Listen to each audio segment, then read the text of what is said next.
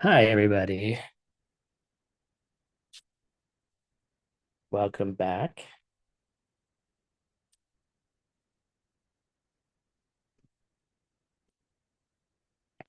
So, for those of you that are new, we we decided to move this class and offer it as well through the Diamond Cutter Classics because I realized that this is also a translation class. And so I thought it would be because it is a translation class and it was instead of it being a direct practice class. We thought that it would be wonderful to open this up to the rest of the world, um, which I think is really um, it's a testament of what we're able to do. And so, welcome all the people here who are new, um,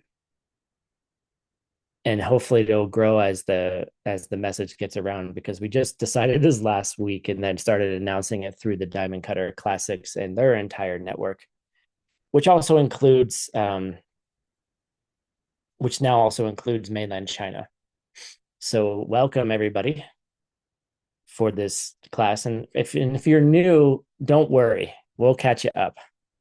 We're not that far into the book that you can't get caught up.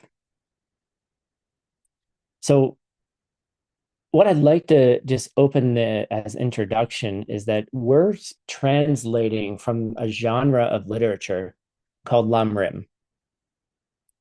And Lam Rim in a direct translation means steps on the path. And so steps on the path of what? So steps on the path from becoming the normal person that you are today to becoming an extraordinary person who is capable of incredible feats. A person who's capable of having a compassionate heart that cares for all living beings, right? So we're shifting our perspective from someone who is more focused about me, right? Because that's what my day is usually like. And then moving to one where our focus is on service of other people. And so Lam Rim as a type of literature is geared towards that. So in the so how do I want to say this?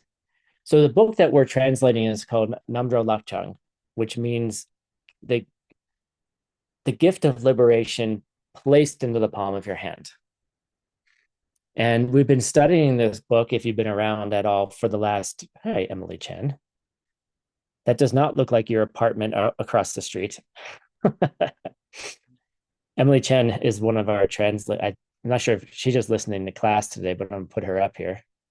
She's she and another translator, Gibson, her partner, have rented an apartment right across the street from me. Right. So they're living here for a little bit, then they're going to our retreat center, then they're going to come back and we're trying to figure out how to keep them here. So, but by the way, her apartment here in Sedona does not look like that, but I think she's manifesting something that will look just like that. It's pretty close. I love it. Let's make it possible. Thank you, Emily. Um, so oops, I can't see my screen. There we go. So this book that we're translating is a record of an oral teaching given in the early 20th century by a teacher named Pabonka Rinpoche Dechen Ningpo. And he was one of those teachers that he was a little controversial. Let's just put it that way. And we're no stranger to controversy, in our group. because he believed in teaching everybody. He was like a popular figure. He believed that everyone should have access to these ideas. And anytime you're a public figure, you will be criticized. So if any of you ever want to be a teacher and ever want to teach these ideas, get ready for criticism, right? Just get ready and just get used to it and enjoy it and understand where it's coming from and just move on. Um, because once you have a deep conviction in the ideas, it doesn't matter what your enemies say, right? But being a political, I'm in politics because I had a discussion with someone recently. But having any kind of public figureness will open you up to criticism and just you know welcome it, don't fight it, love the people, and just keep moving on and respect it too, because maybe they're saying something that's useful for you. It's possible. So Pavonka was a bit of a rebel, right? He was, in that way, he taught these ideas openly. And so this is a record of that teaching. And we're going to be going through it very slowly, translating it line by line, word by word.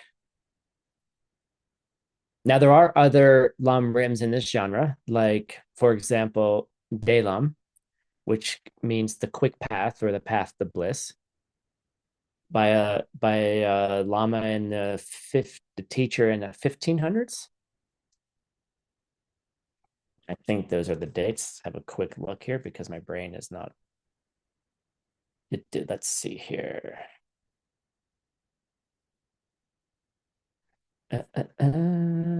15 late 1500s, early 1600s. Okay, where are you guys? So that's another great. It's a shorter lam rim. It's a shorter study. Gibson, who's our primary translator in the mixed nuts of lam rims, he's been translating shorter ones.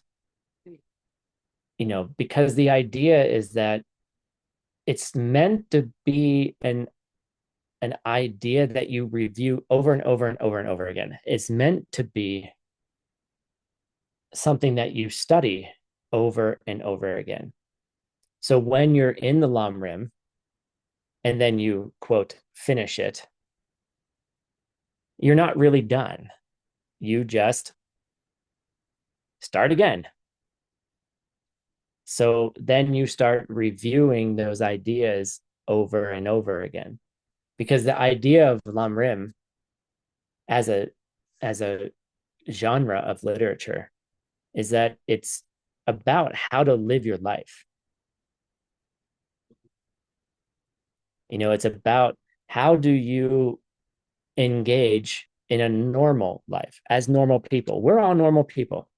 Like you and me are normal people. We have normal jobs. We have houses and we have families and we have pets. We're not living outside of the world or trying to push the world away. We are in the world, and so how do you live it? How do you live the ideas? Like, the example I used in my last class was, how do you face a discussion that turns into an argument in the line at a cafe, at Fire Creek Cafe? How do you face that? How do you think about it?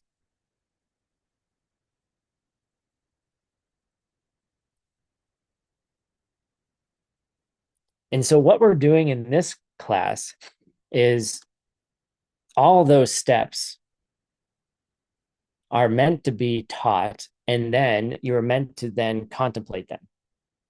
You're then meant to then go into,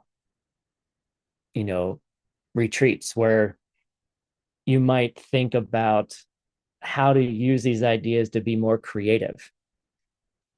or you might use these ideas to solve a problem at work or in your family, or you might use these ideas like in your own country. Like, how do you take care of other people, right? How do you take care of your country? You know, how do you follow the rules of your culture, for example? Like, your culture will have certain rules that make sense, and maybe there's some things that don't make a lot of sense, but it works, right? And so how do you live in the world without like being irritated by it? Okay, I guess that's the best way of putting it. And how to use those things that come up that are like uncomfortable to then become a person to serve other people, like to take care of other people. Like, how do you take care of the mind of the person who's upset with you in the cafe, right? Who tells you that you are the reason why America's not great. And that was an awful one, right? I'm the reason. I'm the root of all evil. Okay. But in this person's mind, I was. And right, okay, so I'm the root of all evil. Well, technically, if it's coming from me, then I am. And I can change it. So, how did I interact with this individual the next day? Luckily, one of my friends was sitting at the same table that they were sitting at, and she has a dog. And so I went up and I talked to her and I talked to the dog, and I was very friendly. And then I asked everybody how they were. I asked him how he was. I made it clear that I wasn't upset with him and that I was okay. Like, even though we had a little disagreement, I was okay because I realized, if I have a chance to talk to him, I'll realize where I was wrong, so then, we can still get along because frankly, we go to the same cafe every day. There's nowhere else to hang out in Sedona. It's boring here, right? And I don't want it to be uncomfortable for him.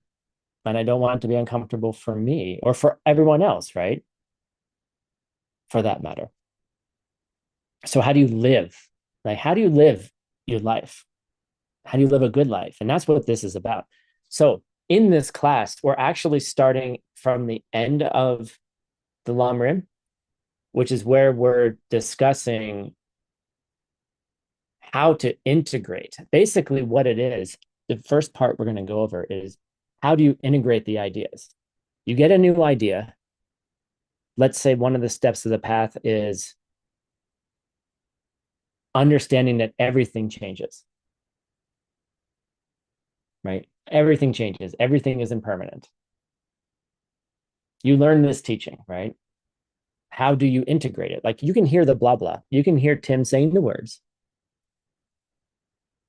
but how do you then integrate those ideas into you so then it becomes automatic?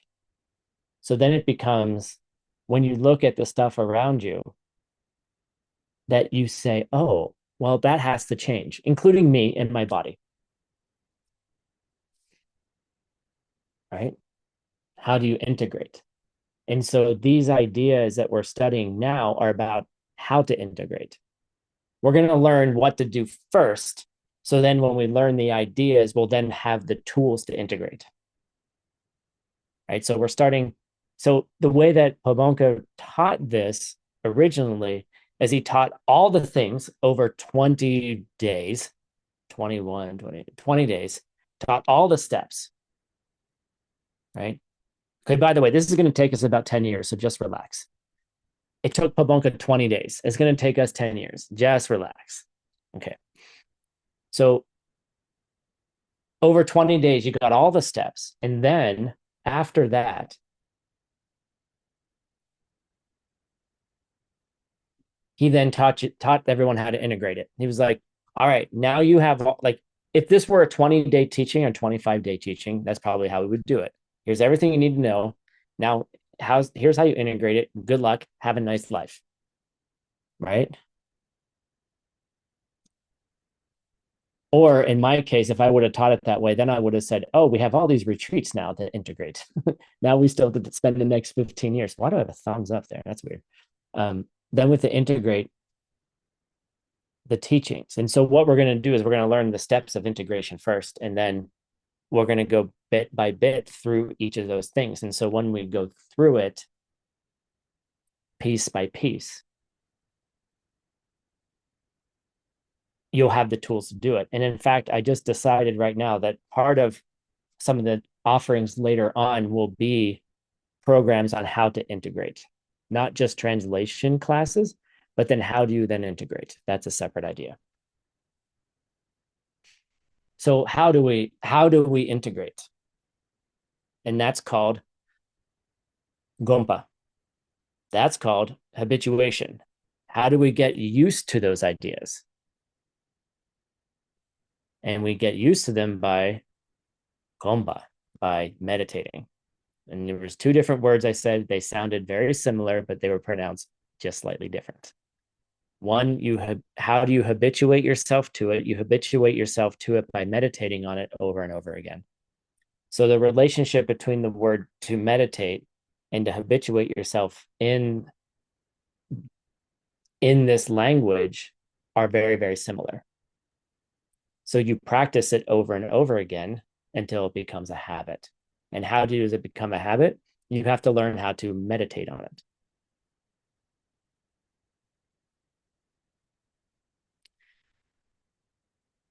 And so we're in the middle of that meditation chapter. And this class, I did the structure and outline of the class over the weekend. And we're going to be we're going to be finishing up all the problems of of meditation. And so we actually ended at a really good point in the last class where we were describing here's the main problem of meditation. But we really didn't tell you what to do. We didn't tell you what antidote to apply. And so through this term, we're going to understand what are the things that you need to do in your own meditation so that you can develop an incredible tool of focus, so that you can then take one of those steps on the path, like impermanence, and put it at the end of that microscope, right? You're just looking through that microscope, and the only thing that you're looking at with clarity, intensity, and nar, right?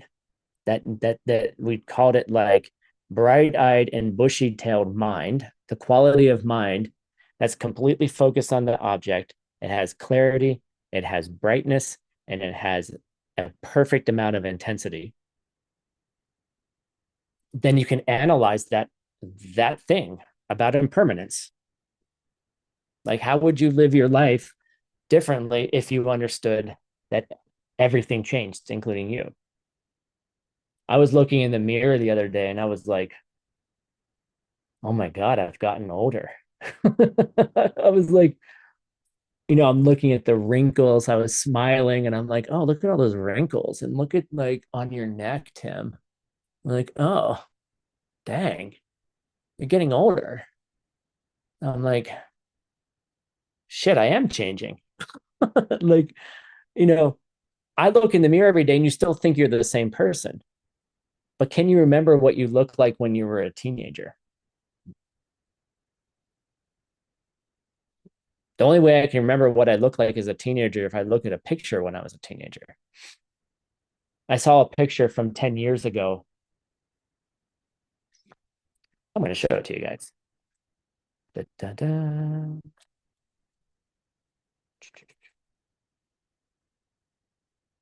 Da, da, da. Where is this picture?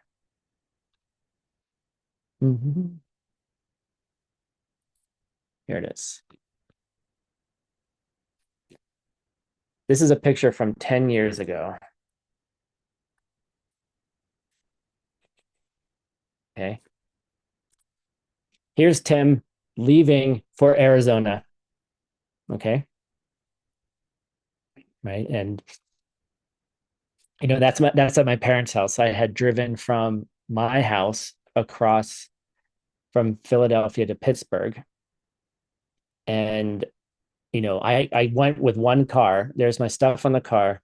The back seat was full of cats. You can't see the cats. They're in the back seat. All right. And my dad drove with me. Right. So we drove all across the United States together, and he helped me move in, and then he flew home. Right. That's 10 years ago. And I'm like, oh my God, that's me 10 years ago. Holy cripes. Like, my body's different now. You know, I look older, right? And that's my dad from 10 years ago. And, he had just gotten through a battle with cancer at that point, right? And so, there he is again, and now he's 10 years older, and, he's sick again, and I'm like, oh shit, now it's changing, right? But if you can put that into the microscope and understand what it really means that everything is impermanent, how would you live your and you habituated yourself to that and you integrated. I like the word integrate better. How would you live your life differently?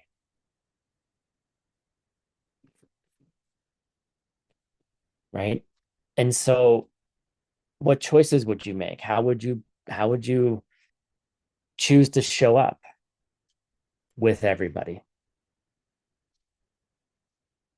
And I think that's the main goal of this. Learn how to have those realizations. And once we learn how to do that, then it makes it a lot easier to move through those lam rims, those steps on the path.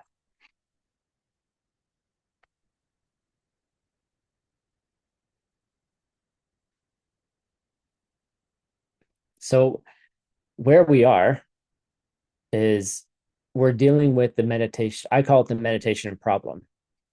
And someone was saying, well, Tim, aren't there 5 meditation problems? Why did you call the course the meditation problem versus problems? And I like to think of them all as one thing, not as 5 things. They're like 5 components to the meditation problem. And the problem is we just don't have a very strong, we don't really have a strong enough tool to be able to have these realizations. Like to really calm your mind to a place where you're just focused on one thing, controlled, not going anywhere.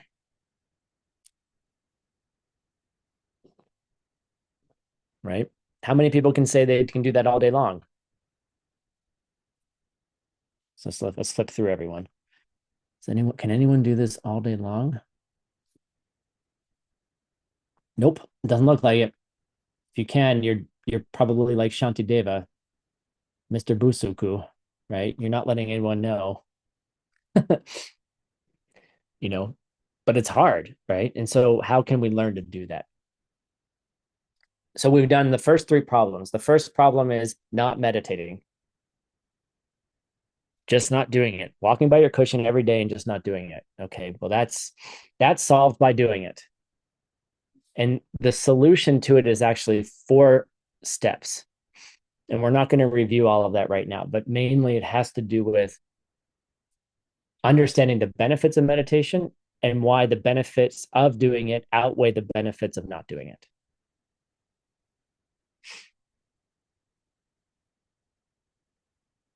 So understand what those benefits are, and you will do it because not doing it is worse, period. The second problem is once you've started to meditate, okay, if you never want to have all the other 4 problems, just don't meditate because you won't have the other 4 problems. Okay. Second problem is you forget the instructions, which is you forget, you lose the object. So forgetting the instructions means you received an object to focus on and then you forgot it, which means you started thinking about lunch or you started thinking about something else. You lost the object. which is what we do in meditation. It's a constant returning to the object. If you, okay, let me just say, if you have a meditation object, you fall off the object, and then you recognize it, that's your success. I'm focusing on my teacher, and I start thinking about the irritating person at the cafe, and I go, oh, I actually should be thinking of the teacher. That's your success point. That's the place of success. And you just keep bringing back. Third problem is a quality of mind problem where your mind is either too busy or it's too dull, has too much energy or not enough energy. And we talked about all the different states of mind, like you need to have clarity on the object, you have to have a brightness, you need to have an intensity. But then you need to learn to you're managing that energy flow. You're managing the quality of your mind. What happened? This is what we're going to talk about for the rest of the course, mainly, is now that you are meditating and you're able to stay on the object for some period of time, then you learn to develop the quality, you learn to develop the ability to understand the quality of your mind. You're looking at an object, you're looking at impermanence, for example. But then you also have a part of your mind that's watching the impermanence.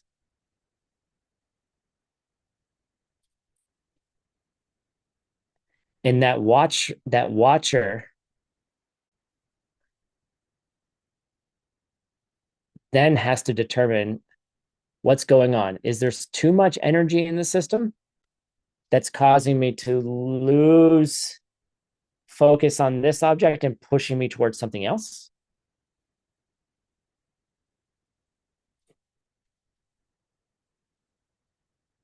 Or, I'm sorry, my cat just walked out of the litter box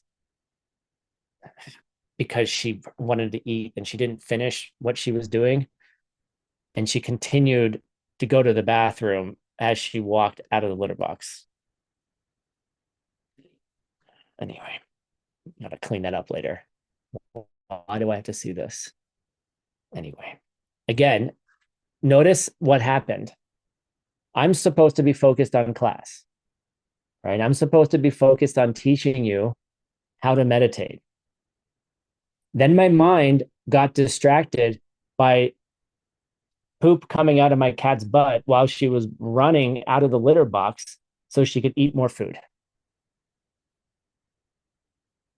She was so excited to eat that she couldn't finish in the litter box. And now I got to clean this up later, right? But notice what happened. I'm talking about, I'm supposed to be focused here. Too much energy in the system, too much agitation. It pushed me off the object. And now I was over paying attention to Kitty. Okay. Then my Sheshin came in, my watcher mind, and was like, Tim, come back to class because that's why we're here. You guys don't need to know what Kitty is doing over there, although it's kind of funny. It was actually one of the funniest things I've seen in a while. Okay. But that's what your mind will do in meditation. It'll be like, oh my God, that's so funny. Right? And then you'll have an enjoyable time. And then you're like, oh crap, I'm supposed to be over here. I've lost the object. Success was I'm now off the object. Come on back. Come back, Tim. Just come on back. Come on back. You can clean that up later. Right. So Kitty, is Kitty Kitty or is Kitty a secret angel? I did not intend that before class. That was completely random teaching. Thank you, Trinity. And now she's sitting on a chair. I have to clean that later too. So we're now at the point of you're in meditation, you're focusing. Now, what do you do with that energy? What is going to happen? Are you going to fall into agitation, which will pop your mind off the object?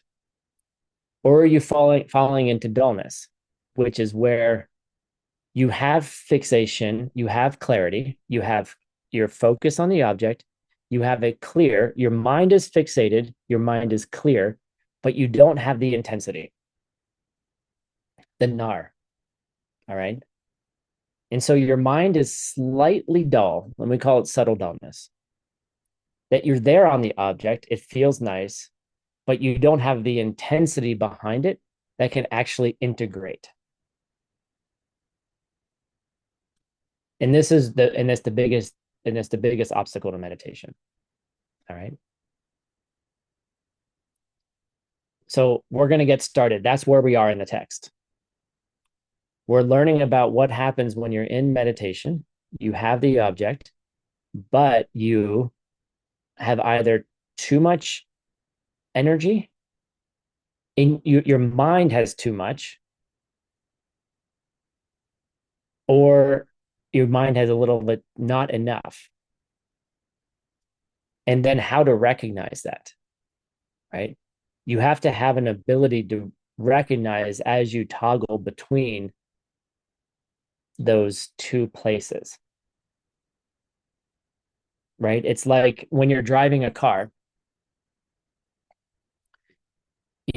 when someone who first learns to drive a car, it's the scariest thing ever. There are certain people who I will not get in the car with. Sorry. I will not risk my life. I was in a car.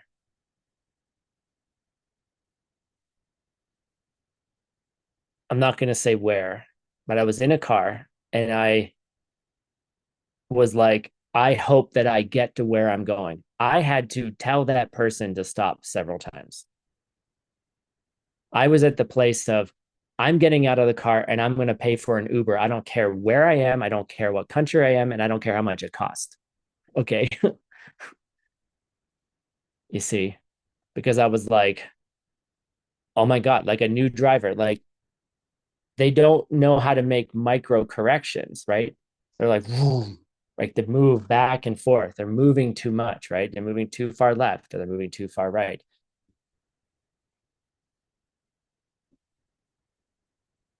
But then once you get a driver who's relaxed, a driver who knows a lot about what they're doing, they're kind of just making micro adjustments, right? One hand on the wheel, they're playing with the radio, they're having conversations with Emily and Gibson, driving to mixed nuts, right? You're going 125 kilometers an hour down the highway, and you just have one hand on the wheel. It's just micro corrections, left and right, left and right, left and right, just trying to stay in the lane, right? I don't think Emily and Gibson were afraid of that car ride. They didn't seem like they were, right? Maybe they were, I don't know. But the idea is the same in meditation, right? When you first start, you're going to overcorrect in one direction or the other. And then you're just, right? Then you're kind of discombobulated. Good luck, translators. Discombobulate means your head has fallen off, right? But then you learn how to make more and more micro adjustments to keep you in that lane, to keep you with the fixation, the clarity, and the intensity. Those three things together help you integrate whatever you have at the end of your meditation microscope. You see. So that's really so we're moving into the fourth problem of meditation. You're sitting on your cushion. You've moved beyond forgetting the object, which, by the way, you will continue to forget the object even when your meditation gets good. Just get used to it. Like, just get used to it.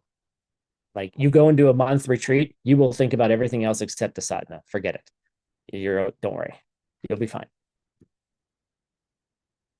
And now you're developing the capacity to watch your mind. That capacity to watch your mind will also become an obstacle later. But now you can watch the quality of your mind. What do you do to fix the problems? That's where we are in the text. And that's why this part is one of the coolest parts, because it tells you what to do and when to do it. That was a 40-minute introduction. Welcome to class number 1. We are not going to get through the the intended material today, and that's okay. So here we go.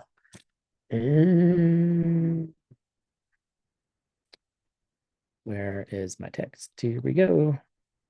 All right, here we go. Looks pretty good. Let's move you guys over here. Okay, let's make you bigger. Oops. Oh, that's cool.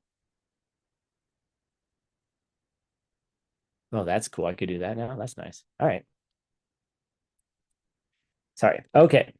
Just learning all the cool things I can do. Here we are. We're in meditation problem part 2. Starting here, problem 4, failing to take action. All right. We're on verse 125. Where are my people? I can't see the people. All right. Who wants to read? Let's go with Anastasia. You have been selected to be the person.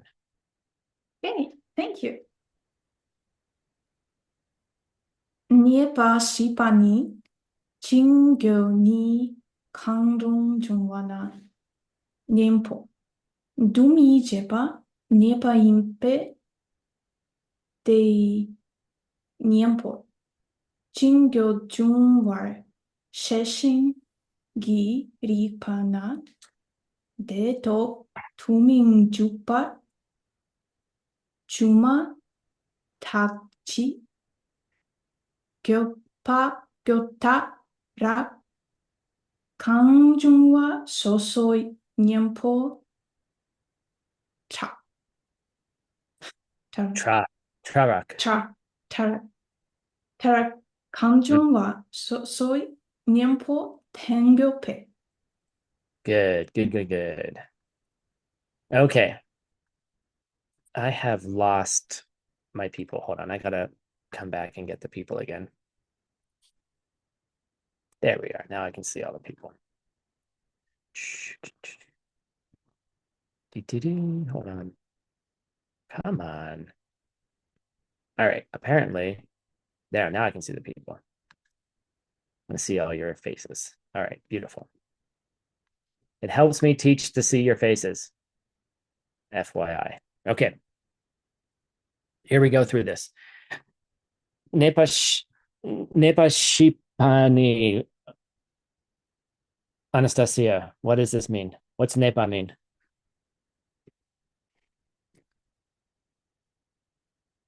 She has her microphone off. It means problem. What's Shipa? The fourth problem. The 4th problem. Okay, so we've now reached the 4th problem. Things that can happen during your meditation. So whichever Kangrung of the 2, Ni, Jingwa and Gupa. What are Jingwa and Gupa? Dullness and agitation. Exactly. Dullness. Jingwa is dullness. Gupa is agitation. So whichever of these 2 arises, Jungwa, Kangrung, Jungwa, no, whichever these 2 show up. When we don't do something, mijepa, if we do mijepa, if we don't do something by applying the antidote, nenpo, okay?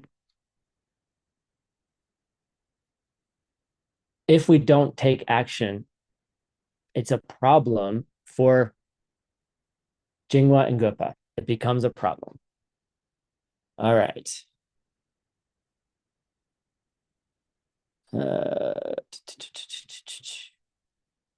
So when watchfulness, Sheshin, when watchfulness becomes aware, Rikpa, of Jingwa or Gupa, So whenever those two things come up, whenever whenever dullness or agitation are coming up and your Sheshin is looking at it, when your Sheshin becomes aware that they are arising, which presumes that you can have a state where you don't have them. So when that happens, we must rely upon the individual, so soy nenpo, the individual corresponding antidotes.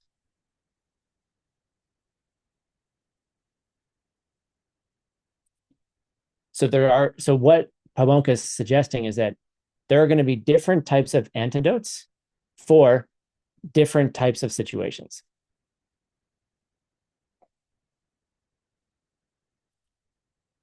So whether you have subtle or obvious, subtle or gross dullness, or subtle or gross agitation, there's going to be individual. So soy nenpo. There's going to be individual solutions to this. So even though technically there's the solution to these two is called taking action, there's a whole list of taking actions that you'll need to do, depending on the type of problem that shows up. Okay. So what are some, so now we're going to go through some of those options right now. All right. So how about, who wants to read? How about Emily Chen? Could you read this short one, 126? Okay, thank you. Duce gyaki dumpa niempo nonpatu chepatu cheshempa ten gopai. Nice. Okay.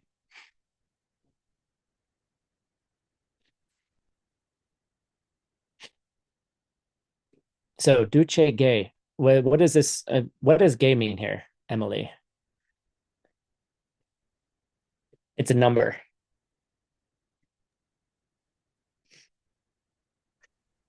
Doesn't know. Okay. 1, 2, 3, 4, 5, 6, 7. Dunpa. Dunpa is 7. Gay is 8. Okay. So of the eight actions, excuse me, duce doing something, nenpo is antidotes. So going backwards, this is the 7th antidote of key 8. So there's 8 solutions to the 5 problems. So we're currently in the 7th solution, antidote, correction, which is called duce. All right. So we have to gupa rely upon 10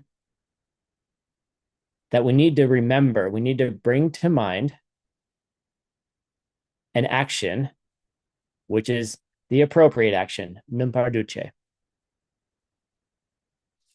So we have to take, we're recognizing the 7th. So the definition of the 7th antidote of the 8th is we will need to remember to take action by bringing up the correct action.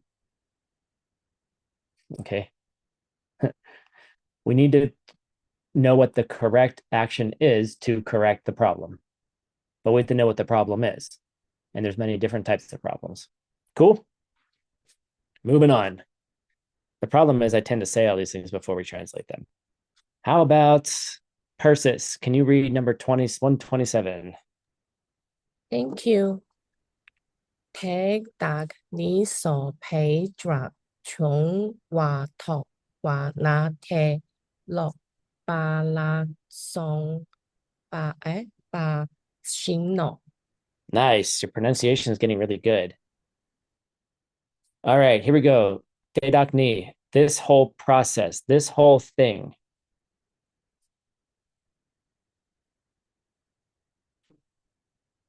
this is a great word to learn. Sopa, which means like a guard or a sentry, like a guard at a gate, like the guards that are at the gate of the imperial palace, something like that, right? So those guards, right, are making great efforts. Sunpa are making great efforts to cast away, like to repel, right? They're making great efforts to push away. What are they pushing away? When they see Tongwa Na, the arrival of an enemy. Draw. Okay, so what he's saying is that this is very, very similar to you put some guards at the imperial palace to protect the king or the queen or whatever you're protecting on the inside. And then the enemies show up. You see an enemy and you push it away even before it gets to the gate. You know, you have a big problem if the enemy is at the gate already, right? So you learn how to push the enemy away further and further so it doesn't even get to the gate. What are you protecting? You're protecting your tool of integration. You're protecting your mind. You're protecting your mind so it stays fixated, it has clarity, and it has intensity so that you can integrate whatever you're looking at. Right? So you have this guard, this sopa. All right.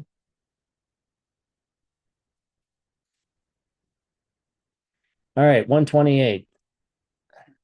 What are we talking about? Like, what are you talking about? What's the appropriate antidote? Let's have Natalia read this short one. Me? I guess. Ona nienpo ganja sendo shena.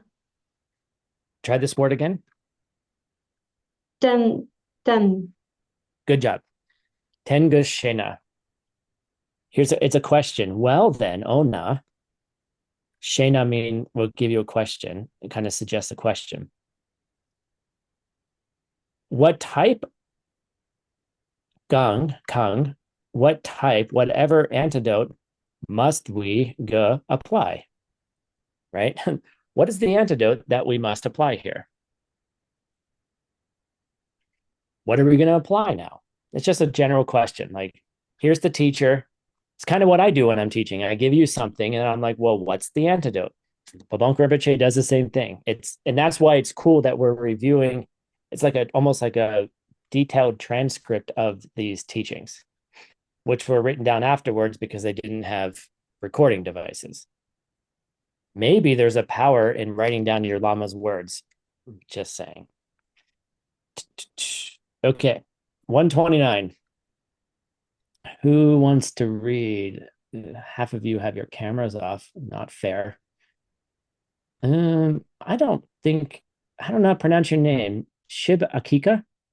Akita. Is that? Do you want to try to read? Sorry, I don't know how to read it. That's okay. Just make noises. The verse 129. Yes.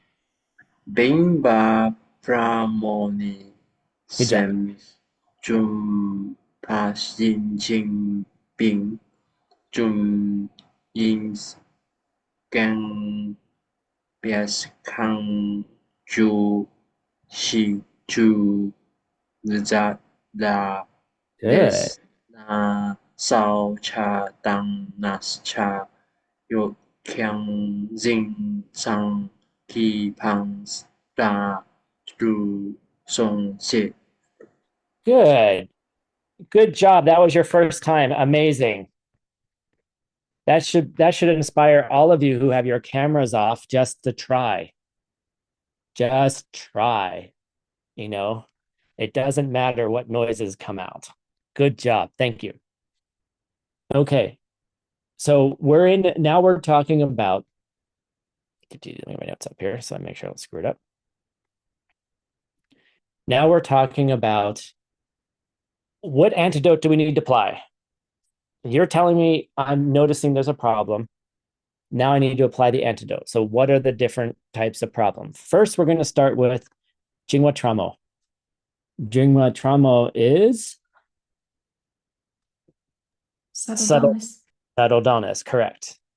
Why is Pabonka Rinpoche starting with subtle dullness? We will learn in a second. Of the four options, dullness, subtle dullness, agitation, subtle agitation. We're going to learn right now why he's talking about subtle dullness. This ni indicates is a topicalizer particle, meaning everything before it is the topic. We're going to talk about Jingwa Tramo, subtle dullness. Okay, so this is a state of mind, right? A sem, state of mind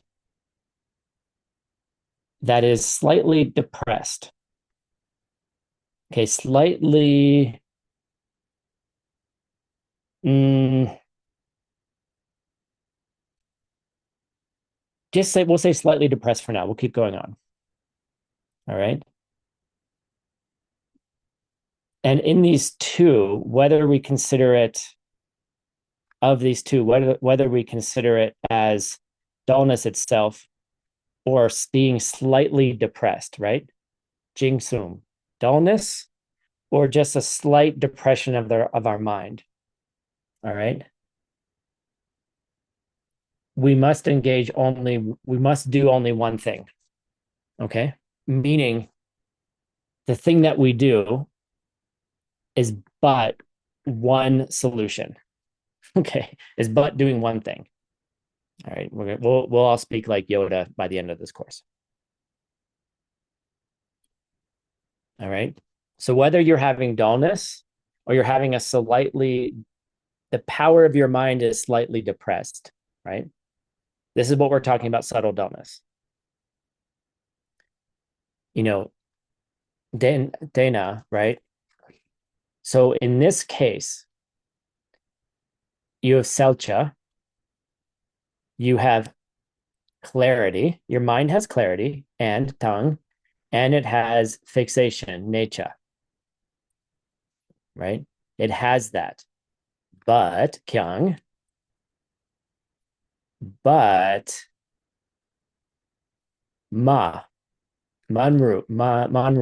Ma means to drop a little bit. Your hold on the object, the momentum that you have, the sintanki pang, like the continuation of your holding of that object, all right, becomes slightly weakened. Okay, it drops a little bit. All right. So you're dropping you have your clarity, your state of mind is clear. Your state of mind is fixated. You're on the object, but it's slightly depressed. Your hold on that object is a little weak. Where's my bowl? Can I use this? Nope. Hold on, I'm gonna get a bowl. Here we go. Cat food bowl. Okay. Right?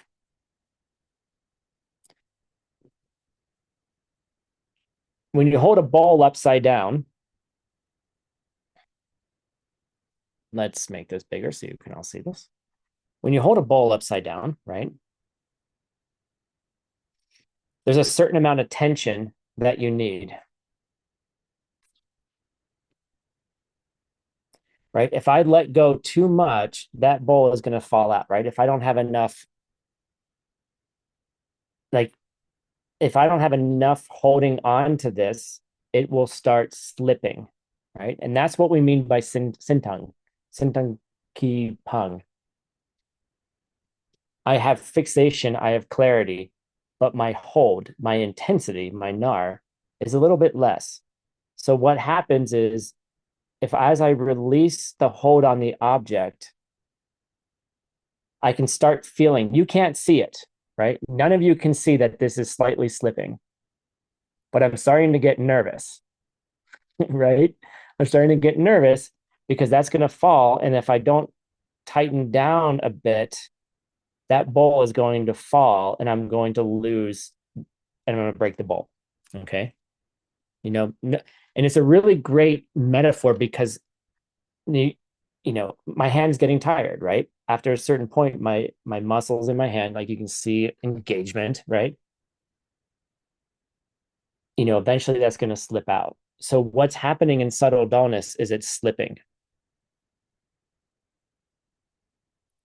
You feel the slip of the object. It could slip away, but it's not. Okay. That's what we mean there. All right. Let's go to 130. Let's see if we can get through some of these things. All right, 130. Let's have Mike Hoffman. Can you read this last one? Sure, thanks. Selche nar mete jingwa tramo de kena tundro wadang mikpatang ni gupar semkin sin tang trim du tangwe chok. Good. Okay, so Jingwa Tramo are subtle dullness, which doesn't have mepa. It doesn't have selche nar. Your nar, your intensity, is a little bit. You don't have intensity to your mental clarity. Okay, let me do that again. Your subtle dullness means that your intensity, which is part of your mental clarity, is not there, mepa. All right. So basically, your mental clarity is just slightly off. So when that arises, dekena, when that whole thing shows up, when your nar is slipping, right? What don't we do? Okay, this is what it's saying.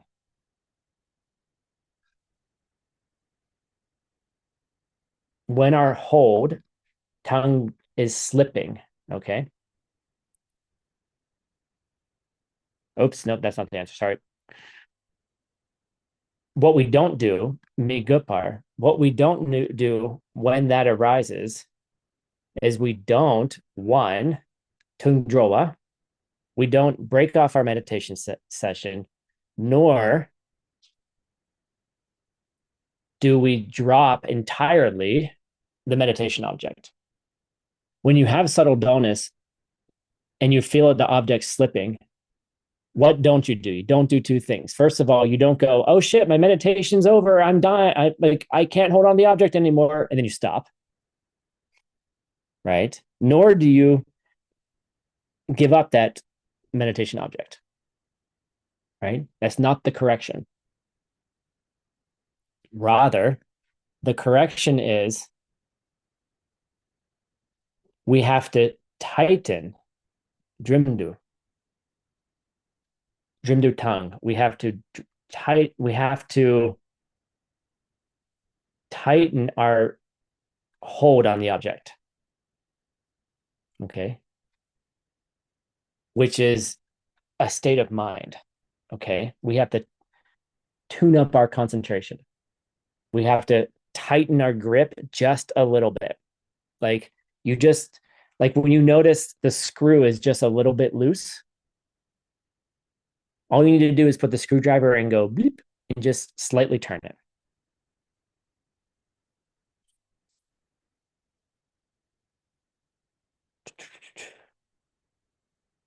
Okay. All right, we did pretty well. So the idea here really is that when you have subtle dullness, we didn't get to the line, but I'm just going to tell you anyway. Subtle dullness is the worst problem of meditation. It will be the worst thing that will happen to your meditation. because everything seems right. Everything seems like it's going well. Everything seems like you're on the object. Because for so long, you struggled with not being on the object. And now that you got on the object, you're like, yes, right?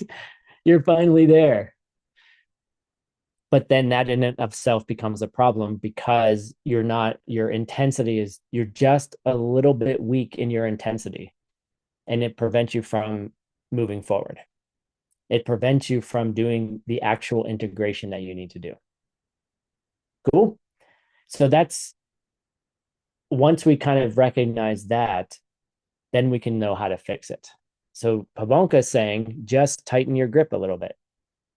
Like tune up, just tighten the screw a little bit before the screw falls out and then breaks the engine, right? Because, you're putting a lot of when the engine shakes long enough, the screws come loose, right? That's why you need to do tune-ups of your car, right? Same with your mind. You have to oh, that screw is just a little bit loose. And just tighten that down a little bit. And then all of a sudden, you tighten that one screw, all the shaking of the engine stops, and it's like, right? The sound gets better, the feel gets better, the road feels nicer, and then you're back getting where you need to get to. Yay! Thank you all very much for joining. Thanks for all of your efforts, your simpas, and we will see you next week. We will start more of the translation right away. We needed to do a bit of an introduction today, but we did get through almost 1, 2, 3, 4. We were 5 verses short of what I intended, but we'll speed up. If you notice, we are moving a little bit faster because you guys are getting better. So that's great. Thank you all for joining. Very much appreciate that you're interested. And we will see you next Wednesday for... Oh, I have one small thing I want to announce. And I was leading to it, but then I forgot. We have a new program that's starting, and it's actually starting in 10 days. It's called Innovation Retreats.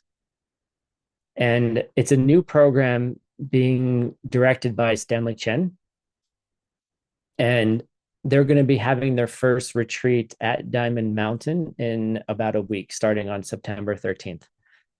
And it's called Innovation Retreats because the idea is that the focus of those meditations is to help generate your creativity. And the primary focus of those retreats, the primary audience for those retreats are business people, are entrepreneurs. So the reason I'm announcing this, why is Tim announcing this in this class, is that the Innovation Retreats is, if you're interested in it, you can reach out to me or reach out directly to them, and they may be able to have some scholarships available for people in our organizations. Okay. It is relatively expensive, and I'll say that, right? And it's for it, the main audience is for, it's not for people who find value in free courses. I'll say that, right? The more you charge, sometimes you get more of an audience, even though that's kind of ridiculous because we offer the same things for free elsewhere.